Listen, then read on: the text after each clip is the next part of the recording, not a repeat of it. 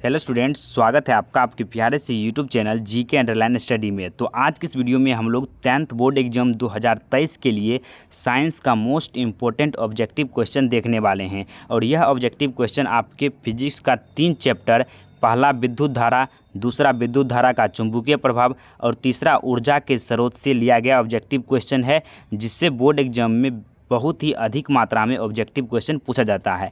तो चलिए बिना समय को गवाए सभी ऑब्जेक्टिव प्रश्न को सॉल्व करते हैं। तो पहले हम लोग विद्युत धारा चैप्टर का ऑब्जेक्टिव क्वेश्चन सॉल्व करने वाले हैं। तो इसका पहला प्रश्न है कि निम्नलिखित पदार्थों में कौन चालक है। तो चालक होता क्या है? तो चालक हम उस पदार्थ को कहते हैं जिससे होकर विद्युत धारा का प्रभाव आसानी से होता है, उसी को चालक कहते हैं। जिसमें इलेक्ट्रॉनों का प्रभाव आसानी से होता है उसे हम चालक कहते हैं। तो कांच में तो होता ही नहीं है, तो ये होगा ही नहीं। अभ्रक भी नहीं होगा, चीनी का मिट्टी भी नहीं होगा। लेकिन जो एल्युमिनियम है यह एक चालक पदार्थ है, तो इसका राइट आंसर घ हो जाएगा। उसका दूसरा प्रश्न है, किसी चालक से प्रवाहित विद्युत धारा वास्तव में है तो वह इलेक्ट्रॉन का प्रवाह है। कोई भी चालक है, जैसे यहाँ पर छड़ ले लिए, तो इसमें जो भी विद्युत धारा प्रवाहित हो रही है यह इलेक्ट्रॉन का ही प्रभाव है। इलेक्ट्रॉन प्रवाह हो रहा है लगातार इसका, तभी हम उसमें जो है ना विद्युत धारा प्रवाहित हो रही है। तो इलेक्ट्रॉन का प्रवाह ही विद्युत धारा का कारण है, तो इसका राइट आंसर क हो जाएगा। उसके बाद तीसरा प्रश्न है कि कुल प्रवाहित विद्युत धारा की मात्रा को कहते हैं तो आवेश कहते हैं। तो पहले तो हम जानते हैं कि I बराबर जो होता है वह होता है Q/T। तो विद्युत धारा किसे कहते हैं? तो किसी चालक पदार्थ से एकांक समय में प्रवाहित होने वाले आवेश को ही हम लोग चालक कहते हैं। तो यहाँ पर से Q बराबर आप निकाल सकते हैं, Q बराबर हो जाएगा IT। तो यही पूछा गया है कि कुल प्रवाहित विद्युत की मात्रा मतलब I जो है की मात्रा को कहते हैं तो Q कहते हैं। Q मतलब आवेश कहते हैं, तो इसका आंसर क हो जाएगा। उसके बाद है आवेश का ऐसा मात्रक होता है, तो आवेश का ऐसा मात्रक कूलम्ब होता है। और दूसरा ऐसा मात्रक क्या हो सकता है? तो Q बराबर अभी तुरंत जाने हम लोग कि IT होता है, और I होता है विद्युत धारा, इसका मात्रक होता है एम्पियर, और टाइम का हो जाएगा सेकेंड। तो एम्पियर सेकेंड हो जाएगा इसका दूसरा अन्य मात्रक, और इसमें दिया है कूलम्ब, तो कूलम्ब हो जाएगा। फिर निम्नांकित में विद्युत धारा की प्रबलता का ऐसा मात्रक है, तो विद्युत धारा की प्रबलता का ऐसा मात्रक एम्पियर होता है। उसके बाद नेक्स्ट प्रश्न है कि निम्नांकित में कौन सा कथन सत्य है। तो इसमें जो है ना डी हो जाएगा इसका राइट आंसर घ, कि एम्पियर जो है वह वोल्ट भागा ओम होता है। इसे आप इस तरह समझ सकते हैं कि ओम का नियम आपको पता है कि V बराबर होता है IR। तो यहाँ पर एम्पियर मतलब I के बराबर किया गया है, तो I बराबर क्या हो जाएगा V/R। तो V हो गया वोल्ट और R हो गया प्रतिरोध, जिसका मात्रक होता है ओम। तो इसी को यहाँ पर लिख दिया गया है भागा में, यहाँ पर हो जाएगा वोल्ट प्रति ओम। तो इस तरह से आप यहाँ पर कर सकते हैं। उसके बाद नेक्स्ट है कि निम्नांकित में कौन सा कथन सत्य है। तो ये कथन जो है ना आपका सही हो जाएगा, जूल बराबर होता है कूलम्ब गुने वोल्ट। उसके बाद नेक्स्ट प्रश्न है कि प्रतिरोध का ऐसा मात्रक होता है। तो प्रतिरोध का ऐसा मात्रक ओम होता है, जिसे इस तरह से दर्शाया जाता है। फिर है वोल्ट बराबर होता है, तो 1 वोल्ट जो है वह 1 जूल प्रति 1 कूलम्ब के बराबर होता है, तो इसका आंसर हो जाएगा ख। फिर है R प्रतिरोध वाले प्रतिरोधक के सिरों के बीच विभवांतर V और प्रतिरोधक से होकर प्रवाहित होने वाली धारा I है, तो क्या होगा? तो V बराबर क्या होता है IR। तो यहाँ पर संबंध जो है R बराबर निकाल कर दिया गया है, वही सही है, और बाकी बात जो गलत है तो V/I हो जाएगा। तो इसका आंसर ग हो जाएगा, बाकी बात जो है सब गलत है। फिर है विद्युत धारा की प्रबलता मापने के लिए निम्नलिखित में किस युक्ति का उपयोग किया जाता है। तो एमीटर का उपयोग किया जाता है। फिर विभवांतर को किस यंत्र द्वारा मापा जाता है। तो वोल्ट मीटर द्वारा मापा जाता है। फिर है L लंबाई के तार का प्रतिरोध R है, उसे मध्य बिंदु पर इस प्रकार मोड़ा गया कि उसके दोनों जो है ना दोनों आधे भाग परस्पर 90 डिग्री पर हो। तो इसका नया प्रतिरोध क्या होगा? तो उसके प्रतिरोध में कोई चेंज नहीं होगा, R प्रतिरोध ही होगा। तो इसका राइट आंसर जो है ना आपका हो जाएगा क। उसका देखिए नेक्स्ट प्रश्न है, अब हम लोग विद्युत धारा का चुंबकीय प्रभाव के ऑब्जेक्टिव क्वेश्चन को सॉल्व करने वाले हैं। तो इसका फर्स्ट प्रश्न है कि कि निम्नलिखित पदार्थों में कौन चुंबकीय पदार्थ नहीं है। तो निकेल भी है, लोहा भी है और पीतल भी है, लेकिन जो कोबाल्ट यहाँ पर जो कोबाल्ट है ये भी है, लेकिन जो यहाँ पर दिख रहा है आपको पीतल ये नहीं है। तो पूछा गया है कौन नहीं है, तो इसका राइट आंसर हो जाएगा ग पीतल।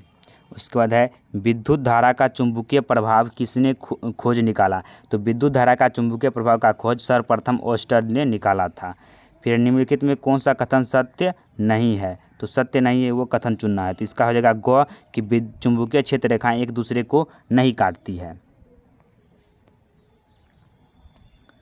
फिर चौथा प्रश्न है कि विद्युत धारा की दिशा और उससे संबंध चुंबकीय क्षेत्र की दिशा की जानकारी मिलती है, तो वह मैक्सवेल के दक्षिण हस्त नियम से प्राप्त होता है।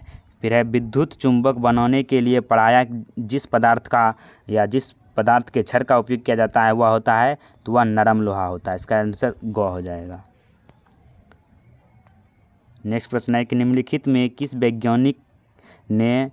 वैज्ञानिक के द्वारा जो है सर्वप्रथम सिद्ध किया गया कि किसी धारावाही चालक पर चुंबकीय क्षेत्र जो है ना बल उत्पन्न करता है या बल लगाता है। तो जो इसका राइट आंसर है वो हो जाएगा आपका बल लगाता है, यह हो जाएगा फैराडे। तो फैराडे नाम के वैज्ञानिक ही सर्वप्रथम जो है किसी धारावाही चालक पर चुंबकीय क्षेत्र बल लगाता है, इसे प्रमाण के रूप में सिद्ध किया था। फिर है नेक्स्ट प्रश्न कि किसी प्रोटॉन का निम्नलिखित में कौन सा गुण किसी चुंबकीय क्षेत्र में मुक्त गति करते समय परिवर्तित हो जाता है। तो उसका वेग जो है ना वेलोसिटी वह परिवर्तित हो जाता है चुंबकीय क्षेत्र में मुक्त गति करने के दौरान। तो इसका आंसर ग हो जाएगा। उसके बाद नेक्स्ट प्रश्न है कि निम्नलिखित चुंबकीय क्षेत्र में धारावाही चालक पर लगने वाले बल की दिशा किस नियम से जानी जाती है। तो फ्लेमिंग के वामहस्त नियम से जानी जाती है। फिर है पश्चिम की ओर प्रक्षेपित कोई इलेक्ट्रॉन किसी चुंबकीय क्षेत्र द्वारा उत्तर की ओर विक्षेपित हो जाता है, चुंबकीय क्षेत्र की दिशा क्या है। तो इसके चुंबकीय क्षेत्र की दिशा अधोमुखी होगा। इसका आंसर ग हो जाएगा। उसके बाद देखिए नेक्स्ट प्रश्न है, ये मोस्ट इंपॉर्टेंट प्रश्न है कि विद्युत मोटर परिवर्तित करता है, तो यह विद्युत ऊर्जा को लेता है और यह यांत्रिक ऊर्जा को परिवर्तित करता है। विद्युत ऊर्जा को यांत्रिक ऊर्जा में परिवर्तित करता है विद्युत मोटर। फिर नेक्स्ट प्रश्न है कि निम्नलिखित में किन साधित्र या साधित्रों में विद्युत मोटर का उपयोग होता है। तो टेप रिकॉर्डर में भी होता है, लेथ मशीन में भी होता है, विद्युत पंखा में भी होता है। इसका आंसर हो जाएगा डी जो है यह हो जाएगा राइट आंसर, सभी में होता है। फिर उसके बाद देखिए नेक्स्ट प्रश्न है कि विद्युत चुंबकीय प्रेरण की खोज किसने की थी। तो फैराडे ने किया था विद्युत चुंबकीय प्रेरण का खोज। फिर है विद्युत जनित्र परिवर्तित करता है, तो यह यांत्रिक ऊर्जा को विद्युत ऊर्जा में परिवर्तित करता है जनित्र, जिसे जनरेटर भी कहते हैं। तो इसका आंसर क हो जाएगा। नेक्स्ट प्रश्न है कि दिक् परिवर्तक युक्त जनित्र उत्पन्न करता है। तो दिक् जो परिवर्तक युक्त जनित्र होता है वह दिष्ट धारा उत्पन्न करता है, डीसी करंट जो है ना वह उत्पन्न करता है। उसके बाद नेक्स्ट प्रश्न है कि हमारे घरों में जो विद्युत आपूर्ति की जाती है वह है, तो वह 220 वोल्ट पर प्रत्यावर्ती धारा होती है। फिर है विद्युन्मय तार जो है वह सामान्यता होता है। तो विद्युन्मय मतलब लाइव वायर, जिंदा वायर क्या होता है, तो लाल वायर होता है जिंदा वायर। इसका आंसर ख हो जाएगा। उसके बाद नेक्स्ट है कि विद्युत उपकरण का धातु आवरण जोड़ा जाता है। तो विद्युत उपकरण का धातु आवरण जो है वह भूतार से जोड़ा जाता है। इसका आंसर ग हो जाएगा, भूतार से जोड़ा जाता है। उसके बाद नेक्स्ट प्रश्न है कि निम्नलिखित में कौन सा कथन सत्य नहीं है। तो विद्युतमय तार जो है साधारणतः लाल रंग के विद्युत रोधी पदार्थ से ढका होता है, यह तो कथन सत्य है। फिर है उदासीन तार सामान्यतः काले रंग के विद्युत रोधी पदार्थ से ढका होता है, यह भी कथन सत्य है। फिर है भूतार सामान्यतः हरे रंग के विद्युत रोधी पदार्थ से ढका होता है, यह भी कथन सत्य है। फिर है स्विच हमेशा उदासीन तार में जोड़ा जाता है, तो ये जो कथन है आपका गलत है। तो इसका आंसर ये हो जाएगा और सत्य कथन के रूप में ये हो जाएगा। फिर 19 नंबर का प्रश्न है कि निम्नलिखित में कौन सा कथन गलत है। तो जब एक धारावाही चालक में चुंबकीय क्षेत्र को में रखा जाता है तो उस पर कोई बल नहीं लगता है, ये गलत है। क्योंकि किसी चुंबकीय क्षेत्र में अगर हम किसी धारावाही चालक को रखेंगे तो उस पर एक बल का अनुभव होता है जिसे हम चुंबकीय बल कहते हैं, लेकिन कहा इसमें नहीं होता है, तो ये आपका गलत कथन हो जाएगा। राइट आंसर हो जाएगा ख जो है उसका राइट आंसर हो जाएगा। उसके बाद देखिए नेक्स्ट है, और बाकी बात जो है ना, विद्युत धारा चुंबकीय क्षेत्र उत्पन्न करती है, भी सही है। समान प्रकृति के चुंबकीय ध्रुव एक दूसरे को प्रतिकर्षित करती है, मतलब नॉर्थ पोल जो है वह नॉर्थ पोल को प्रतिकर्षित करेगा, विकर्षित करेगा, और जो साउथ पोल को भी प्रतिकर्षित करेगा, नॉर्थ साउथ को अट्रैक्ट करेगा। तो इस तरह से आप समझ सकते हैं। फिर उसके बाद 20 नंबर का प्रश्न है कि ऊपर वाला तो हो ही गया, उस 20 नंबर का निम्नलिखित में कौन सा कथन गलत है। तो हर एक विद्युत रोधी तार प्रायः विद्युत जो है ना विद्युन में तार होता है, ये जो गलत है ये कथन गलत हो जाएगा। तो इसका आंसर क्या हो जाएगा, ख हो जाएगा। उसके बाद देखिए नेक्स्ट प्रश्न है, ऊर्जा के स्रोत से भी प्रश्न है और ये लास्ट चैप्टर का होने वाला है प्रश्न कि कार्य करने की क्षमता को कहते हैं, तो कार्य करने की क्षमता को ऊर्जा कहते हैं। उसके बाद है जो दहन कर ऊष्मा उत्पन्न करते हैं उसे कहा जाता है, जो दहन कर मतलब जिसमें दहन की प्रक्रिया होता है उसके बाद ऊष्मा उत्पन्न होता है तो वह ईंधन कहलाता है। इसका ख हो जाएगा राइट आंसर। फिर है, हम ऊर्जा की आवश्यकता की पूर्ति के लिए जो है ना ऊर्जा के नए नए स्रोतों का उपयोग करने का प्रयास करते हैं, ऊर्जा उपयोग की दक्षता सुधारने के लिए प्रयास करते हैं। तो इसका आंसर ग हो जाएगा, दोनों काम करते हैं, क एवं ख दोनों। उसके बाद देखिए नेक्स्ट प्रश्न है, 4 नंबर का प्रश्न है कि ऊर्जा स्रोत का चयन निर्भर करता है, तो स्रोत से ऊर्जा निष्कर्षण की सुगमता एवं लागत पर, स्रोत के लिए उपलब्ध प्रौद्योगिकी की क्षमता पर, स्रोत के उपयोग का पर्यावरण पर प्रभाव जैसे कारकों पर। तो ये तीनों कारकों पर जो है ऊर्जा स्रोत का चयन निर्भर करता है। फिर है, जीवाश्म ईंधन की ऊर्जा का वास्तविक स्रोत क्या है, तो सूर्य है। यह एक नवीकरणीय संसाधन भी कह सकते हैं, नवीकरणीय ऊर्जा का स्रोत भी कह सकते हैं, जो कभी समाप्त नहीं होता है, और यह जीवाश्म ईंधन की ऊर्जा का वास्तविक स्रोत है। फिर है, सौर ऊर्जा को सीधे विद्युत ऊर्जा में बदलने वाली युक्ति है, तो सौर सेल है।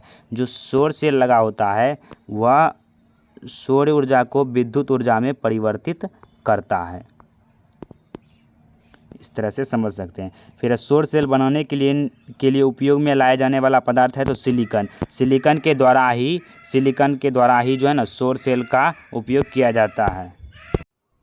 9 नंबर का क्वेश्चन क्या कर रहा है कि इनमें कौन ऊर्जा का अनवीकरणीय स्रोत है। ऊपर वाला तो हो गया है कि पहले बता चुके थे कि इनमें कौन ऊर्जा का नवीकरणीय स्रोत है, तो सूर्य जो है वह नवीकरणीय स्रोत है। फिर कह रहा है इनमें से कौन जो है ना ऊर्जा का अनवीकरणीय स्रोत है, तो हो जाएगा पेट्रोलियम। क्यों है, क्योंकि इसका अगर एक बार इस्तेमाल कर लेते हैं तो इसे बनने में हज़ारों लाखों वर्ष लगता है।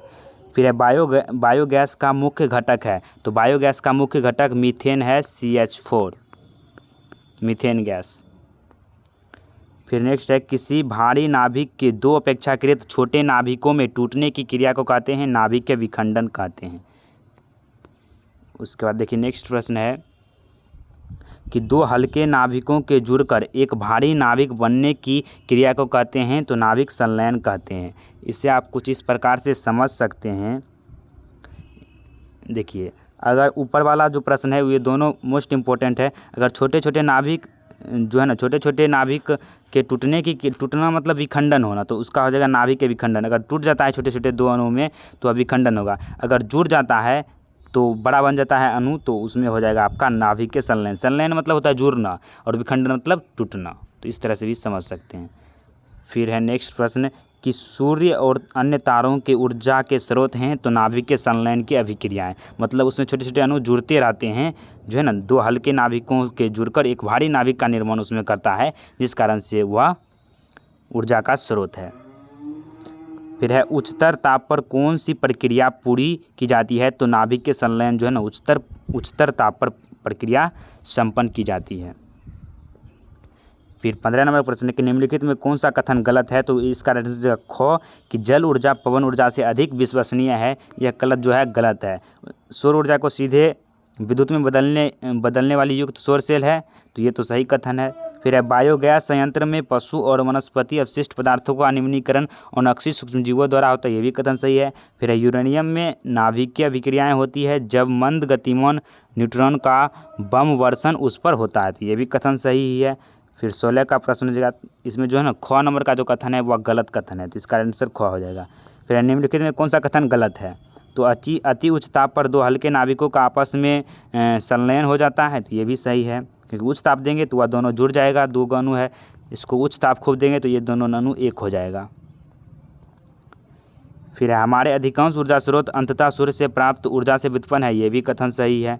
सौर सेल बनाने के लिए क्रोमियम का उपयोग किया जाता है, तो सिलिकॉन का उपयोग किया जाता है, ऊपर पढ़े थे, तो इसका आंसर क्या हो जाएगा? ख हो जाएगा, ग हो जाएगा। गलत कथन।